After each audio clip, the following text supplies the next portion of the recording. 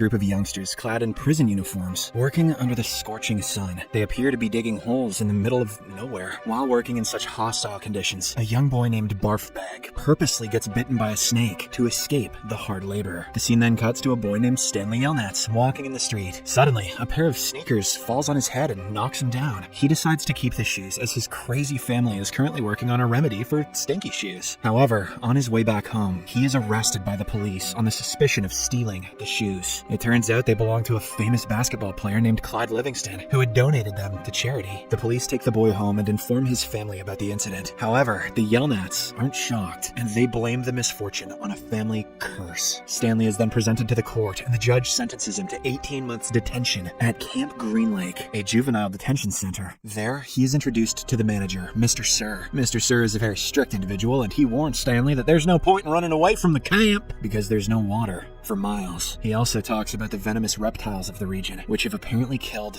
a lot of people. Stanley is then given his uniform and told to dig 5 feet deep and 5 feet in diameter every day to build character. Although he isn't supposed to look for anything in particular, if he happens to find something interesting, he might earn a day off. God, I love this story. In the next scene, camp psychologist Dr. Pendansky introduces Stanley to a group of boys who go by the nicknames X-Ray, Armpit, Squid, Zigzag, Magnet, and Zero. Zero is always silent because he is the youngest. Stanley takes the place of Barfbag in the squad after he was rushed to the hospital earlier. At lunch, when Stanley reveals that he was wrongly accused of stealing Livingston's sneakers, Zero breaks his silence for the first time, surprising everyone. A flashback then reveals that Stanley's great-grandfather, Stanley, had amassed a fortune in the stock market, but one day, he is robbed by a woman named Kissin' Kate Barlow. This sends him into a state of shock, and in a matter of months, he becomes completely broke. With no other choice, Stanley I starts working at a European farm, where he falls in love with his master's daughter. He seeks advice from the local fortune teller, Madame Zeroni, on how to win the girl's heart. However, Zeroni tells him that the girl is foolish, so he should immigrate to the US instead. Stanley I gives it a good thought, but in the end, he disregards the advice and goes to ask the girl's hand in marriage. Unfortunately, the girl's father tells him to bring a big fat pig as a dowry if he wishes to stand a chance of marrying his daughter. Stanley I again goes to Zeroni, and she gives him a piglet, telling him to carry it up the mountain and make it drink water from an enriching natural stream. Stanley I agrees and vows to visit Zeroni after he succeeds. He also promises to carry the frail old woman up the mountain so she can regain her strength and youth. Eventually, the pig grows bigger in size, and Stanley I carries it to the girl's father. However, as Zeroni had said, the girl turns out to be very foolish. She is now unable to choose between Stanley and another average-looking suitor. Disappointed, Stanley decides to follow Zeroni's first advice and sets off for America. But in the process, he completely forgets to keep his promise to her and does not carry her up the mountain. This infuriates the fortune teller so much that she curses his entire male lineage for eternity. Back in the present, Stanley grows accustomed to life in the camp. One day, he discovers a fossil and shows it to the counselor, Dr. Pendansky, hoping to secure some time off. However, the counselor tells him that the warden isn't interested in fossils. He also mentions that there used to be a lake here, and all the land around it belonged to the warden's grandfather. The movie then flashes back again to 100 years ago, when the warden's grandfather ruled the town. A man named Sam is seen selling onions. He has a crush on a local teacher, Catherine, so he gives her a sack of onions for free. However, in exchange, she gives him a jar of peaches that she picked herself. In the present, Stanley wins over X-Ray and the others, and they accept him into their squad by giving him the nickname Caveman. This is because he is good at finding fossils. One afternoon, he receives a letter from his mother and laughs as he reads her stories. Soon, Zero arrives there and inquires what he's laughing at, admitting that he can't read. He then requests that Stanley teach him how to read, but the latter declines, saying that he gets exhausted from digging all day. One day, Stanley discovers an object resembling a shell casing with the initials KB. Unfortunately, X-Ray snatches it from him and gives it to the counselor to get the day off. The counselor then informs the camp warden, who is revealed to be a woman, about the finding. Impressed by the object, she rewards X-Ray and orders everyone to dig up his hole further. The movie again flashes back 100 years in the past. Sam visits Miss Catherine and offers to fix her leaking roof in exchange for 3 jars of her spiced peaches. Catherine agrees, and over time, the two grow closer to each other. However, other men in the town also start to show interest in her. One night, a man named Trout Walker hits on her, but Catherine brutally ignores him. Weeks pass, ends, and Sam eventually completes her repair work. But despite this, the two continue hanging out. One day, he musters up the courage to kiss her. Unfortunately, Trout Walker sees this, and in a fit of jealousy, he burns down Catherine's school. When the latter finds out about this, she rushes to the local sheriff for help, but even he tries to kiss her. He also tells Catherine that her lover will soon be executed for the crime of kissing a white woman. Terrified, she rushes to warn Sam, but it is too late, as he is shot in his own boat. This sends Catherine into a state of shock, and so she decides to avenge her lover's death. A few days later, she kills the sheriff, and finally gives him the kiss before leaving. After this, Catherine never looks back, and her journey as an outlaw begins. She goes on to loot wealthy merchants and landowners before executing them, and bidding them farewell with her signature kiss. This gives her the nickname, Kissing Kate Barlow. Meanwhile, after Sam's execution, it never rains in the town, and the lake eventually dries up, rendering Trout Walker's land worthless. Back in the present, one day, when Mr. Sir brings the boys water, Magnet steals a bag of seed from him. Unfortunately, Mr. Sir notices the missing bag and threatens to punish everyone. When no one steps up, Stanley decides to take the fall to save everyone else. Mr. Sir takes him to the warden, hoping to get him punished for the theft. However, the unpredictable warden scolds Mr. Sir instead for distracting the boy from his digging. When Stanley returns to the field, Zero digs his hole as a way to thank him for saving everyone. Moved by the gesture, Stanley offers to teach him how to read and write. As they hang out, Stanley puts two and two together and figures out that the shell casing he found earlier was actually a tube of lipstick. It belonged to none other than Kissin' Kate Barlow. At the same time, Zero also reveals that his real name is Hector Zeroni. It appears that the boy is related to Madame Zeroni, who cursed the Yelnats family years ago. One day, the manager finds out that Stanley makes Zero dig his holes. He berates both of them for being useless, and hearing this, Zero becomes so enraged that he smacks the man with a shovel and runs away from the camp. Later, the warden and the other camp officials discuss Zero's escape. They predict that he won't survive more than a week because Zero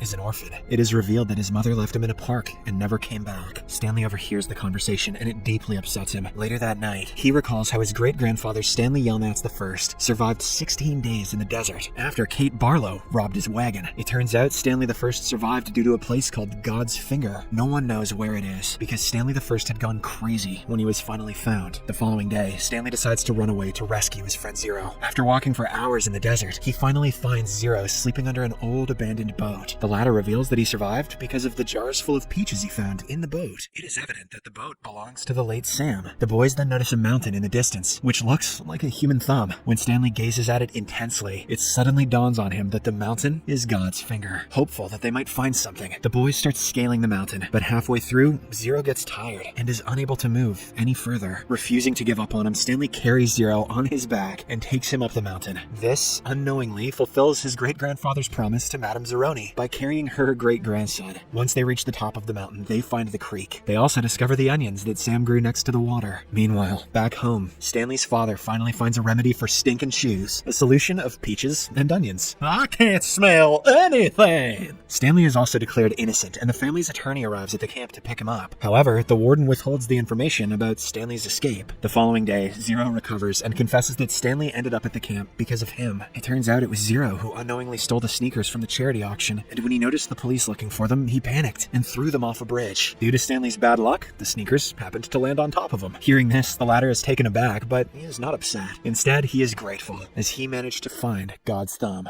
The movie again flashes back to the past. Kate Barlow finally finds Sam's boat in the dried-up lake that is now turned into a desert. As she sits there by herself, remembering her late lover, Trout Walker and his wife arrive at the scene. They demand to know where Kate has hidden all her stolen treasures, as they are desperate for money after they lost everything to the drought. Kate refuses to help them, and instead commits the unthinkable by letting herself get bitten by a yellow-spotted lizard. Since then, Trout Walker's predecessors, including the current warden, have been digging through the dried lake in search of Kate's treasure. Back in the present, Stanley and Zero return to the field to look for the treasure chest, where he originally found Kate's lipstick tube. They eventually succeed, but right then, the warden and Mr. Sir arrive and try to seize the trunk. However, they quickly back off when they notice that the yellow-spotted lizards have climbed on to the boys. The next morning, the warden is still waiting for the lizards to go away so that she can steal the chest. It turns out that the boys are alive because the lizards are averse to the onions they have been eating. After a while, Stanley's attorney also arrives with the police. The warden accuses the boys of stealing her trunk, but her claims are quickly rebuffed when Zero notices Stanley Yelnats written right on the trunk. Consequently, Stanley is allowed to leave with the trunk, while the warden and her crooks are arrested. It also finally rains in the desert for the first time in 100 years. Later, the boys head to Stanley's home, where they share the treasure equally. Using the newfound wealth, Zero hires a PI to successfully find his mother, and it's revealed that she too had been looking for him all this while. The movie ends as the boys become become neighbors and invite all the released camp kids to visit.